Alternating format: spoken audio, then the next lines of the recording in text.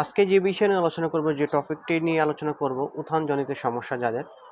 স্ত্রীর কাছে গেছেন কিন্তু স্ট্রং হতে চায় না, আলিঙ্গন করেও স্ট্রং করতে পারছেন না পেনিসটাকে।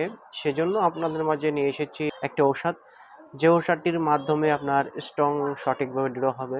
যে কারণে স্ট্রং হতে চায় না, যদি তার ঘুমের সমস্যা থাকে, যদি সে রাত জাগে এবং ঘুম কম পড়ে, দুশ্চিন্তায় থাকে, মানসিক দুশ্চিন্তায়, সেই কারণে তার কিন্তু স্ট্রং না হতে পারে, স্ট্রংয়ে যে হওয়ার সমস্যাটা ঘটতে পারে এবং দ্রুত বীর্যপাতের সমস্যাটা হতে পারে।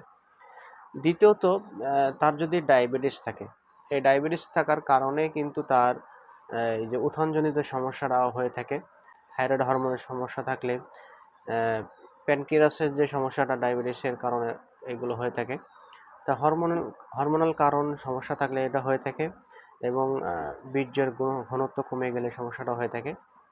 এরপরে শারীরিক দুর্বলতার কারণে হতে পারে, বিভিন্ন রোগ ব্যাধিতে ভোগার পরে শরীরে পুষ্টির ঘাটতি পড়ার কারণে এটি হতে পারে, এবং আরও নানাবিধ মানসিক কারণে হতে পারে।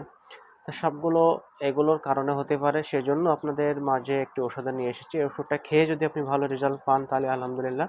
ওষুধটা খাওয়ার পরে যদি আপনি রেজাল্ট না পান তাহলে অবশ্যই আপনি চিকিৎসকের পরামর্শ নিয়ে ওষুধ খেতে হবে। তো বন্ধুরা, যদি উত্থানজনিত সমস্যা ভুগে থাকেন তাহলে আপনি একটা ওষুধ খাবেন। এই ওষুধটা প্রথম স্টেজে খেয়ে দেখেন, আশা করি আপনারা রেজাল্ট পাবেন।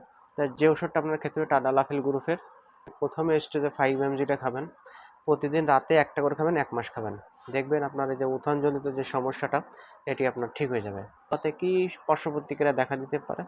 এটি খাওয়াতে সাধারণত পার্শ্ব প্রতিক্রিয়া খুব একটা দেখা দেয় না, কিন্তু অনেকের ক্ষেত্রে বমি বমি ভাব, মাথা ঘোরা, বমি, মাথা যন্ত্রণা এগুলো হতে পারে।